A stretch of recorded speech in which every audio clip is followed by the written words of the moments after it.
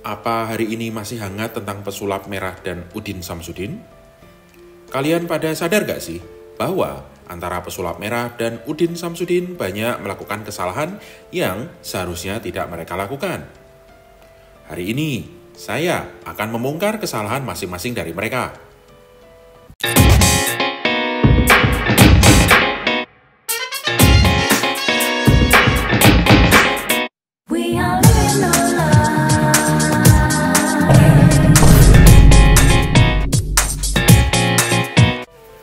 Video ini dibuat atas dasar pertanyaan, apa pendapatmu tentang Marcel Radival atau pesulap merah Indonesia yang sedang viral saat ini?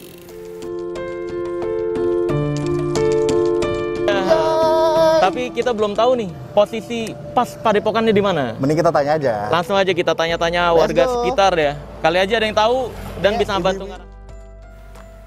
Tindakan Marcel tanpa persiapan adalah kesalahan terbesar Marcel sebagai pesulap merah.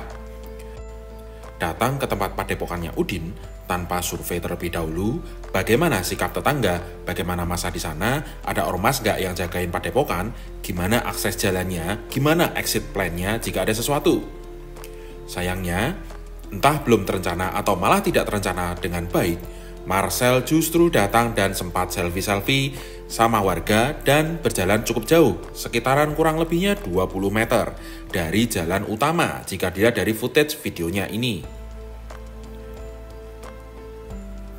Ini berbahaya sekali.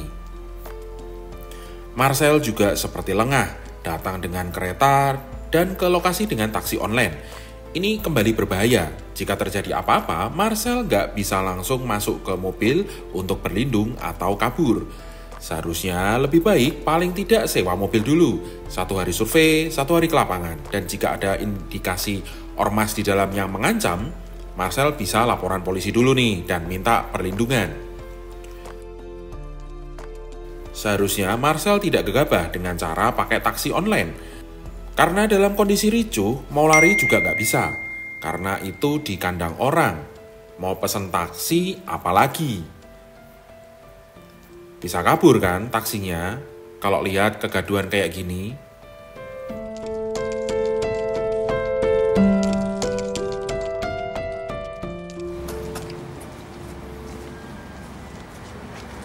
Siapapun di media sosial, channel YouTube maupun media sosial apapun yang sudah mengatakan saya melakukan penipuan, maka ini nanti akan saya laporkan semuanya. Iya, termasuk apabila ada seseorang siapapun itu yang menyatakan bahwa saya melakukan penipuan dan di situ tidak bisa membuktikan, hanya sebuah asumsi saja, maka ini nanti akan kita laporkan secara hukum karena negara kita ini adalah negara hukum. Tindakan dari Udin Samsudin yang paling salah langkah adalah melaporkan Marcel ke kepolisian dengan dugaan pencemaran nama baik. Fatal sih ini ya. Fatalnya di mana? Dengan dia melaporkan pencemaran nama baik, maka Udin harus bawa alat bukti, misalkan video Marcel yang menyinggung dan mencemarkan nama baik Udin. Kemudian polisi akan membuktikan nantinya lewat proses penyelidikan. Apakah video Marcel ini benar-benar mencemarkan nama baik Udin. Karena disebut nama baik, misalkan sebagai contoh saja, Udin itu gondrong, dibilang gundul, sehingga tidak sesuai kenyataan, maka bisa dipidanakan dengan cara membuktikan bahwa Udin memang gondrong. Dia sedang tidak pakai wig, rambutnya asli, tertanam di kulit kepala, dan nyata terbukti seperti itu. Ngerti kan sampai di sini? Artinya, jika Marcel mencemarkan nama baik Udin, polisi akan memulai investigasinya, membuktikan bahwa tindakan di video seperti melakukan pengobatan, pembersihan rumah, transfer penyakit ke kelapa, keluar api di tisu harus bisa dibuktikan benar tanpa trik apapun sebelum pencemaran nama baiknya diproses. Bisa jadi pesulap Indonesia seperti Deddy Corbuzier, Denny Dargo, bahkan Limbat sebagai master sulap jadi saksi ahli di kasus ini. For your info, kasus hukum di Indonesia semua didasari oleh logika. Hukum tidak pernah memasukkan hal-hal yang bersifat goib yang tidak bisa dicerna akal. Hukum lebih mengambil tindakan berdasarkan bukti dan saksi yang secara logika lebih bisa diterima akal. Ingat Indra Kents? Kesalahan inilah yang menyebabkan Indra Kents masuk penjara. Karena Indra Kents melaporkan orang lain untuk pencemaran nama baik. Maka polisi mau nggak mau harus menyelidiki bahwa Indra Kents tidak menipu atau justru memang benar-benar menipu dengan cara mengetahui dari berbagai sumber, terutama saksi ahli, cara kerja aplikasi Binomo dan bagaimana aliran dananya. Jadilah Indra Kents pada saat itu menjadi tersangka kasus pencucian uang yang kemudian laporan pencemaran nama baiknya jadi tidak terbukti adanya. Di kasus pesulap merah dan Udin Samsudin ini, ujungnya sebenarnya sudah bisa diprediksi, karena hukum akan lebih percaya akan kelapa yang dilubangi atasnya, kemudian diisi paku dan pasir, ketimbang kelapa yang disantet. Footage salah satu video Udin bisa sebagai bukti kuat nih.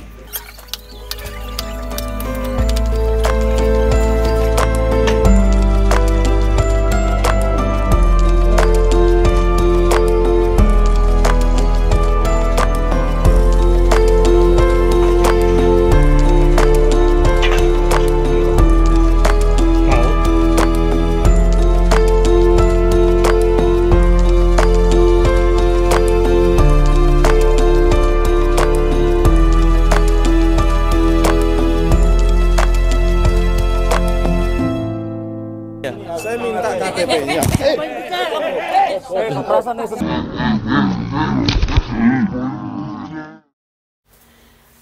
Buat Bapak yang sok jago, tindakan Anda adalah tindakan yang paling fatal di kasus ini.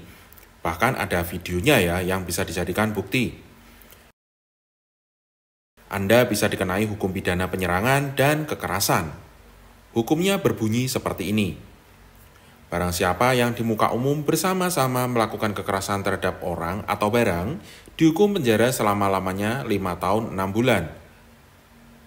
KUHP 336. Selain itu, Anda juga bisa kena pasal perbuatan tidak menyenangkan yang bunyinya seperti ini. Pasal 355 ayat 1 butir 1 KUHP yang secara tidak langsung menjelaskan beberapa unsur di dalamnya, yaitu 1. Bahwa ada seseorang yang dengan sengaja melawan hak serta dipaksa untuk melakukan sesuatu, tidak melakukan sesuatu, ataupun membiarkan sesuatu. Hal ini termasuk ke dalam unsur pasal perbuatan tidak menyenangkan. 2. Sebuah paksaan yang dilakukan dengan disertai ancaman verbal maupun fisik ataupun kekerasan terhadap orang lain juga bisa dikategorikan sebagai unsur pasal perbuatan tidak menyenangkan. Nah,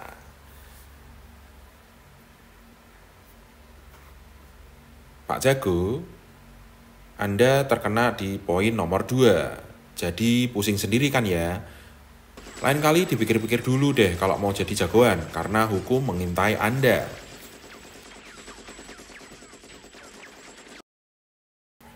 Sebenarnya pasal ini bisa juga dikenakan di kepala desa, baca poin nomor 1. Tapi dengan alasan sebagai tindakan sebagai melindungi warganya, tindakan kepala desa bisa dibenarkan.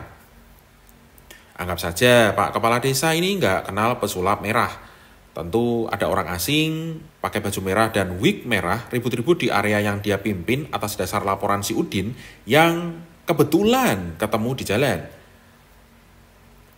Ya, bisa dibilang tindakan preventif lah ya, meskipun minta KTP sama orang yang nggak jadi berkunjung, bahkan tidak ada rencana menginap 1 kali 24 jam itu jadi lucu akhirnya, dan kena bully netizen se-Indonesia.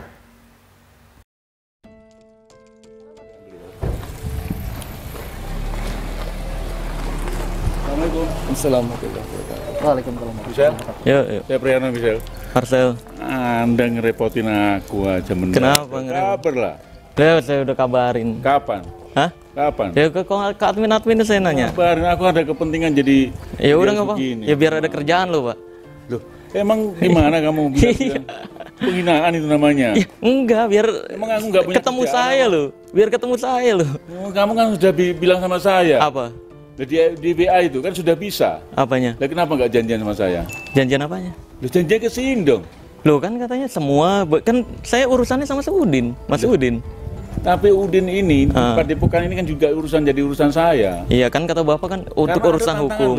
Tantangan loh. Anda tuh Yang tantangan mana? loh. Iya. Iya kan? Yang nantang kan Mas Udin. Siapa? Mas Udin ya. Mana? Loh iya kan saya pernah.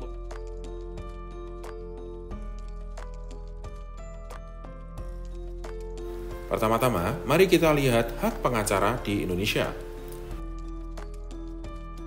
Pengacara tidak dapat dituntut, baik secara perdata maupun pidana dalam menjalankan tugas profesinya dengan itikat baik untuk kepentingan pembelaan klien di dalam maupun di luar sidang pengadilan berdasarkan putusan Mahkamah Konstitusi nomor 26/PUU-9/2013.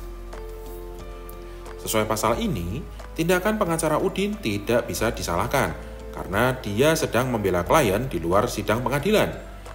Tindakannya juga diperkuat dengan pernyataan ini.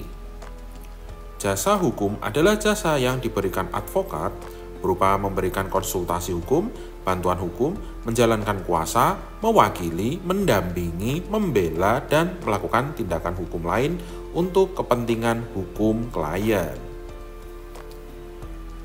Meskipun begitu, sepertinya ada celah ya, di mana kata-kata terakhir di situ tertulis kepentingan hukum klien. Sementara di lokasi, pesulap merah sedang tidak masuk ke padepokan secara ilegal dengan cara masuk ke properti orang lain dengan memaksa. Alih-alih memaksa, pesulap merah justru menunggu di depan gerbang, dan menunggu di depan gerbang itu bukan pelanggaran hukum. Sehingga tindakan kurang menyenangkan si pengacara Udin di depan gerbang tidak bisa disebut lagi tugas pengacara. Ada larangan atau batasan tertentu juga ya untuk profesi pengacara terhadap lawannya, yaitu advokat dapat dikenai tindakan dengan alasan 1. Mengabaikan atau menelantarkan kepentingan kliennya. 2. Berbuat atau bertindak atau bertingkah laku yang tidak patut terhadap lawan atau rekan seprofesinya. Jika melihat ternyata ada batasan dari perilaku pengacara Udin, seharusnya bisa lebih jaga hubungan baik ya. Jangan deh ikut-ikutan menekan Marcel ketika Pak Kades minta KTP, karena meminta KTP itu sudah kuasa Pak Kades, bukan kuasa Anda. Tidak juga bikin keributan dengan menahan Marcel di depan gerbang sehingga menyulut emosi orang-orang, karena ini akan memenuhi larangan poin B. Sedangkan Marcel sendiri pada waktu itu sudah mau pulang, tapi Anda tahan. Jadi setelah kita naik taksi online tersebut, ternyata Ucup tuh mencetnya langsung ke stasiun. Akhirnya ya udah, kita naik taksi online menuju stasiun. Lalu ketika di perjalanan menuju ke stasiun, kita dapat info dari warga Blitar bahwa ada 2 tim kita yang naik motor itu ditangkap oleh mereka. Karena dapat info tersebutlah kita jadi panik di dalam mobil. Wah, ini dibawa kemana? Diapain?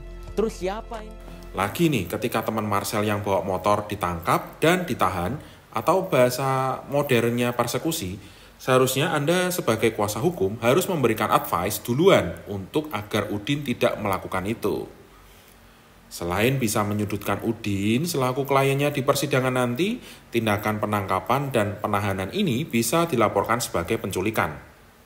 Ini menyusahkan Udin ya sebagai klien. Maka dengan ini, poin A di atas menjadi terpenuhi juga. Karena jika Anda membiarkan itu, artinya Anda mengabaikan dan menelantarkan kepentingan klien, ya nggak sih?